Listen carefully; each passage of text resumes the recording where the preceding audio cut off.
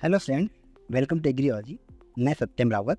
आज हम आए हैं लेके ये जो कजरी होता है, कजरी का फॉर्म आप रिसेंट सब लोग जानते होंगे, सेंट्रल एरी जोल रिसर्च इंस्टीट्यूट, जो कि जोधपुर राजस्थान। इसने क्या किया है कि ड्रॉट का क्लासिफिकेशन फॉलो करता है नॉर्मली, कि जो कि ड्रॉट क्राइटेरिया होता है मॉइस्चर स्ट्रेस के ड्यूरिंग क्रॉप, तो उसका यही है।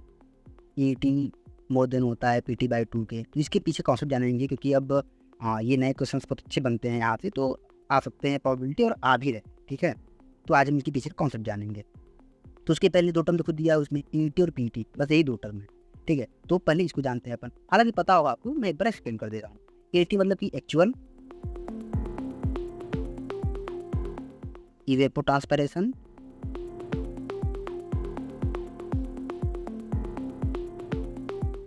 और पीटी मतलब पोटेंशियल इवेपोट्रांसपिरेशन। ठीक है, चलो। तो एक्चुअल और पोटेंशियल में पहले डिफरेंस समझ लेते हैं। सबसे बड़ा कौन सा होगा? ऑब्वियसली आपको पता होगा, सबसे बड़ा पीटी होता है, क्योंकि ये पोटेंशियल में क्या है कि फुली ग्राउंड करो इसको प्रोवाइड करते हैं। उसका डेफिनेशन टाइप का रेफरेंस है कि 22 मीटर लॉन्ग ऐसा कुछ करके है। ठीक है, उसको देख लीजिए बुक से। तो पोटेंशियल वाले में क्या है कि इसमें सॉइल मॉइस्चर पूरा प्रोवाइड करते हैं।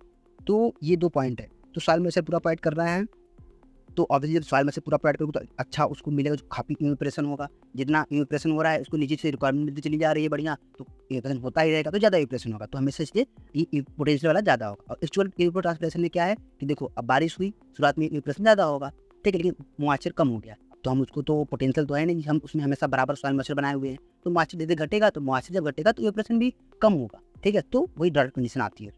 तो अब ये क्या है, एक्चुअल ट्रांसपिरेशन हमेशा कम होता है। चलो अब आते हैं कॉन्सेप्ट पे अपने कि ये है क्या। देखो, अब PT/2 हम नॉर्मली ये ले रहे हैं कि मान लो पोटेंशियल हम एकदम खूब पूरा पानी, देखो नॉर्मली क्या होगी, हमारा सिचुएशन पे हमेशा नहीं रहता है। नॉर्मली क्रॉप फील्ड की बात करोगे तो देखो, हमारा फील्ड कैपेसिटी और परमानेंट के बीच में, परमानेंट बिल्डिंग पॉइंट के बीच में हम लोग वाटर रहता है, रखते हैं। और हमेशा जो कि होता है वो 75% ऑफ एलेबल सॉइल मॉइस्चर पे हम लोग इरिगेशन वगैरह करते हैं। 50% पे भी आते हैं किसी क्रॉप पे। तो पोटेंशियल मतलब 100% सिचुएशन कभी नहीं रहता है।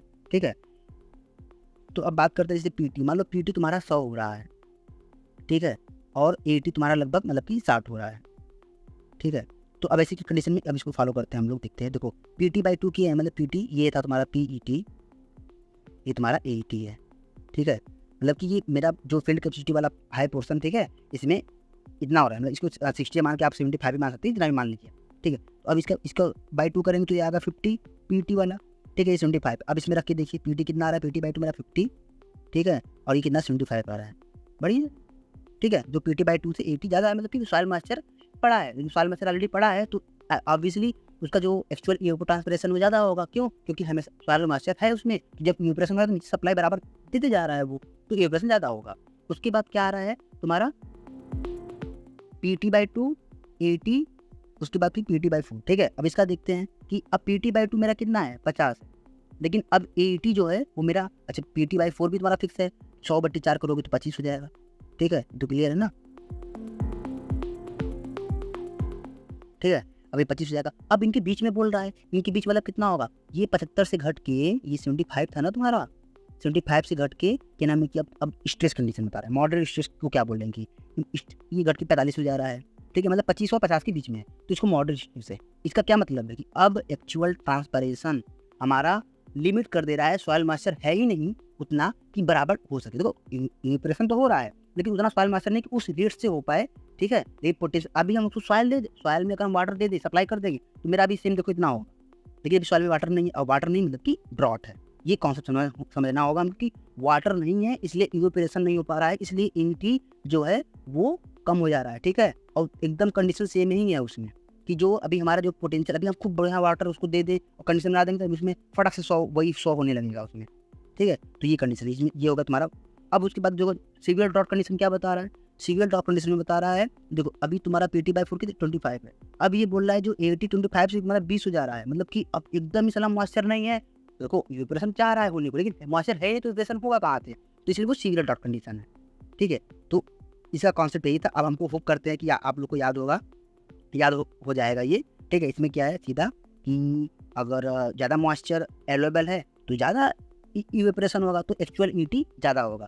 तो जहाँ पे एक्चुअल ईटी ज़्यादा होगा PT/2 से, वो क्या होगा तुम्हारा डॉर्सी पीरियड रहेगा। और जहाँ पे फिर PT/2 के बीच में, PT/4 के बीच में। अब ऐसी कंडीशन आ गई, चला अब तो एकदम ही घट गया, तो अब क्या हो जाएगा, PT/4 के भी नीचे आ जाएगा। अब वैसे एकदम ही नहीं, ठीक है। तो ये था, इसको सीरियल डॉट बोलेंगे। तो यही था पीछे कॉन्सेप्ट। होप कि आपको समझ में आया हो। कोई भी डाउट होगा तो आप आराम से पूछिएगा, कोशिश कीजिएगा, जो इससे रिलेवेंट होगा तो मैं कोशिश करूँगा उसको एक्सप्लेन करने का या फिर नेक्स्ट वीडियो में कवर करने का। Okay, thank you so much.